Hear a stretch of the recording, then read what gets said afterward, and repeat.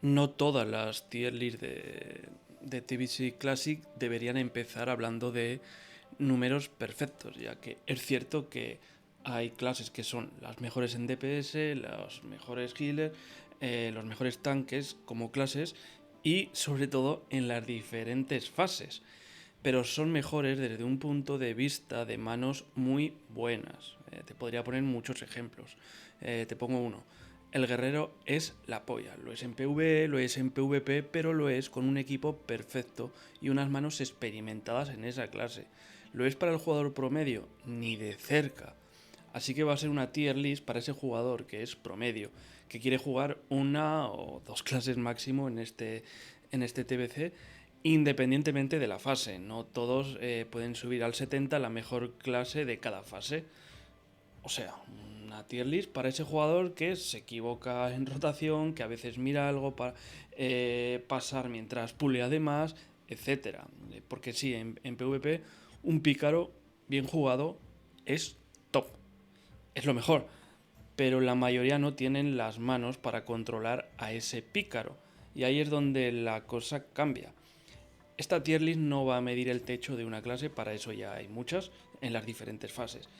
Hay infinidad de vídeos de eso, sino que va a ser lo fácil que es sacarle provecho sin ser un dios del teclado.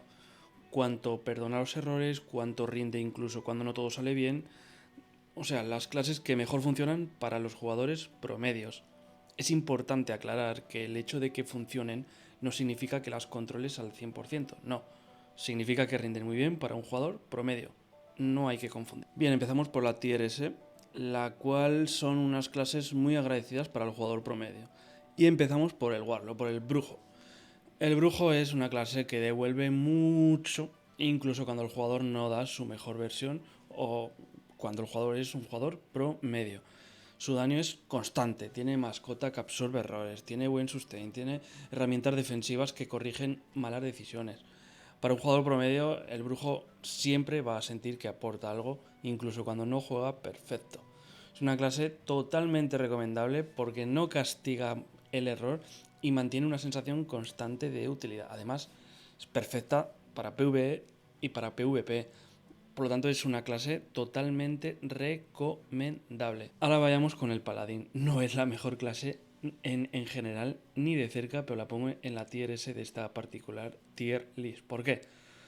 Porque es una clase muy agradecida para el jugador promedio. Porque su kit es estable y predecible. Y da igual si sana, si pegas o si tanqueas de forma básica, porque es una clase básica. Siempre están aportando algo al grupo. No exige decisiones rápidas ni una ejecución precisa constante y los errores muy rara vez se convierten en un desastre. Por lo tanto, obviamente merece esta posición, aunque pueda sorprender a más de uno, pero sí. Bien, sigamos con la recomendable, pero requiere cierta atención. Y aquí va a estar únicamente una, y es el cazador, el hunter. ¿Por qué? Porque es una clase que responde bastante bien al jugador promedio, pero ya empieza a exigir cierta atención constante, solo cierta. La mascota, el posicionamiento, el control del agro importa, aunque incluso fallando en algunos de estos puntos la clase sigue funcionando.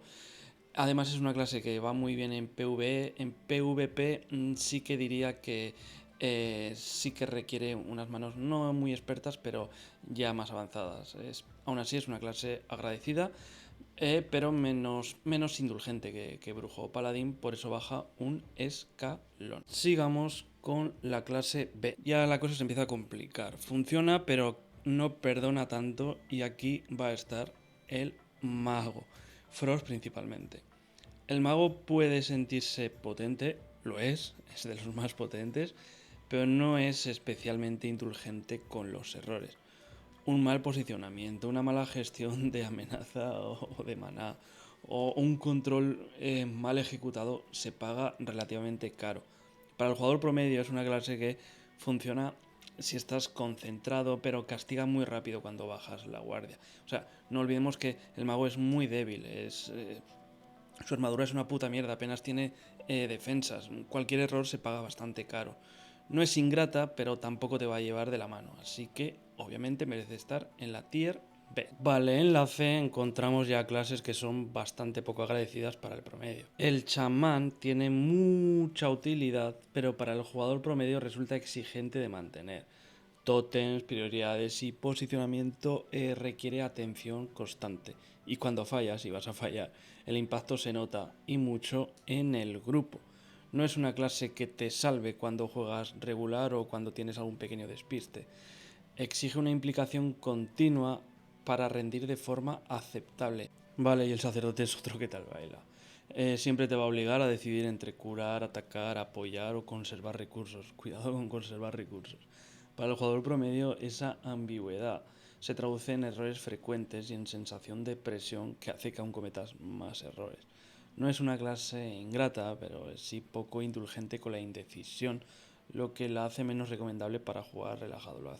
Es decir, menos recomendable para ese jugador promedio. Vale, vayamos con los últimos, es decir, con aquellas clases que son muy poco agradecidas para el jugador promedio. La posición del druida junto al paladín puede ser difícil de entender, sobre todo porque durante años se ha repetido que el druida es una clase sencilla y en parte lo es a primera vista.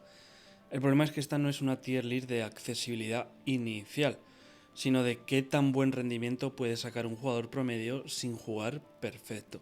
Y ahí el druida cambia por completo. El druida es una clase que exige atención constante, no basta con pulsar botones correctos, hay que vigilar recursos, formas, tiempos, posicionamiento y entender el contexto del combate y todo esto en PvE. En PvP ya se complica mucho más. Cada decisión importa. Cambiar tarde de forma, gastar mal la energía, entrar fuera de rango o priorizar mal una acción no se corrige solo. Cuando el jugador promedio falla, el rendimiento cae bastante rápido y de forma muy visible. Y la clase no tiene mecanismos naturales para compensar esos errores como se puede pasar, por ejemplo, con el brujo.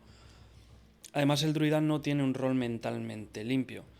Siempre estás entre estados, entre decisiones, entre ahora debería hacer esto o quizá lo otro. Esa carga cognitiva constante es lo que hace que, aunque no sea la clase más compleja del juego, sí sea una de las menos agradecidas para el jugador promedio. Jugarlo, entre comillas, normal no suele traducirse en resultados sólidos, ya que para que el druida vaya bien en nivel promedio, necesitas hacer muchas cosas y bien de manera continua. Bueno, ahora vayamos con el guerrero, que es probablemente la primera clase o la segunda clase menos agradecida del juego para alguien promedio. Dependes mucho del equipo, del timing y de una ejecución constante y prácticamente perfecta. Cuando el jugador promedio se equivoca, no existe red de seguridad. La clase no perdona, no corrige y no compensa.